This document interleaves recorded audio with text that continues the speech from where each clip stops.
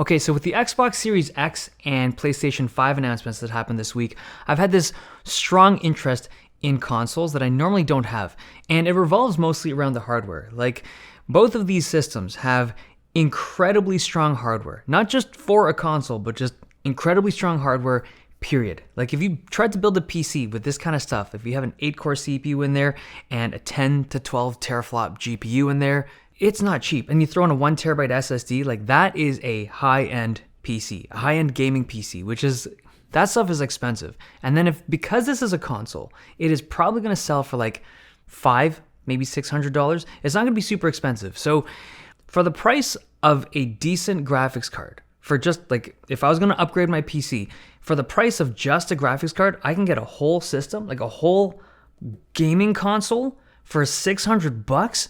That's incredible. And even though I'm not a huge console gamer, I look at that and I respect that. And also there's very clear advantages to console gaming, right? Like, if you're not particularly savvy with tech, you can just go into a store, pick it up. Like, the whole simplicity of console gaming is one of its biggest appeals. Like, there's no friction. You go into a store, pick up the system, set it up, you're done. Like, you're playing. There's no research. There's no getting sweaty over which component to pick. There's no, you don't have to watch tech tips from Linus to figure out how to build your PC. You just go. Like, you can be playing that game within minutes of bringing that system home because of how easy everything is to set up. And there's also the advantage of titles. Like, you can have exclusive titles on consoles, but the big thing is pricing. Consoles tend to be way cheaper to get into than a gaming desktop. But as I looked at this announcement and I looked at all the specs from the PS5 and the Xbox Series X, I had a whole bunch of thoughts in my mind. I just want to share them with you. The first thing is how impressive everything looks right now. And I think it does because of the timing of these announcements. Like, when you look at the timeline of this is March. We're in March right now. We're like 8, maybe even 9 months out from when these products are actually going to come out. That's a long time.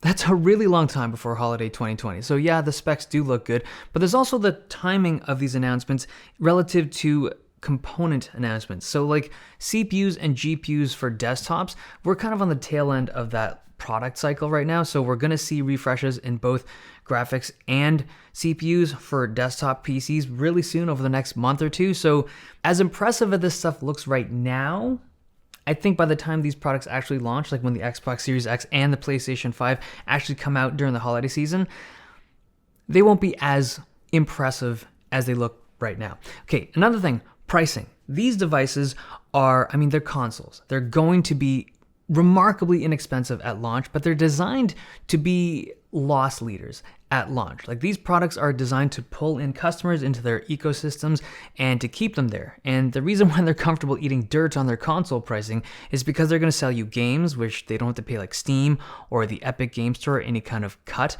They're selling you accessories. They're selling you those monthly passes to be able to play online.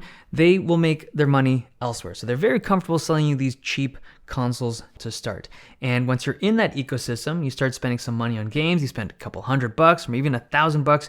You can't leave. You can't take that library and just go somewhere else. You got to stay with whichever console you got that thing for. So, yes, the companies are working on, backwards compatibility. That's why it's so important to them. That's why all the companies are like, hey, we're supporting our older games, because if you don't support them, you're basically telling your customers to burn their entire library of older games. But the point I'm trying to make is that there's hidden costs when it comes to these super cheap consoles. They're very appealing and they're super cheap for the type of hardware you're getting, but it's for a reason. Another thing I want to mention is the marketing around like the 4K 60, 4K 120, or even 8K gaming that can come out of these systems. I feel like that's very ambitious. Not that it's impossible, like it is entirely possible for this hardware to push out that type of frame rate. It usually doesn't happen. Like, if you look at current consoles, they are already capable of 4K 60. Like the Xbox One X and even the PS4 Pro, they can push out 4K 60, but not a lot of AAA developers push out that type of frame rate with those systems. And it's because the average AAA developer chooses higher quality graphics instead of higher frame rates, because that's the stuff that sells. If you look at PS4 commercials or Xbox commercials, that stuff looks crazy good because they focused on image quality, not frame rate. It's actually very difficult to sell high frame rate gaming to the average person. Not everyone appreciates that stuff. So if you're someone that expects 4K, 120, or even 8K gaming, like, I think you should temper your expectations, because I think that's more of an ambitious goal instead of something that they'll achieve anytime soon. Microsoft in particular has said that they're not going to be making any first-party exclusives for the first year on the Xbox Series X. So what that means is that any game that comes out with the launch of the Xbox Series X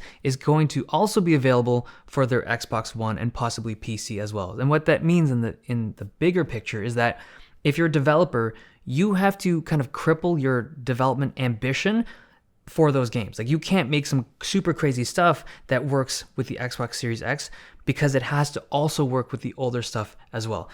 Sony, their PlayStation 5, they don't have that rule. So they have some developers that will be making games specifically for the PS5 and no other system. And I don't mean just like exclusive titles. I mean, it's going to only work on the PS5, not even the PS4 Pro. So games at launch, I think, are going to look better with the PS5 than the Xbox Series X. Not that the Series X is going to look bad or anything, but I just don't think that they can push that hardware as hard as the PS5 guys can at launch.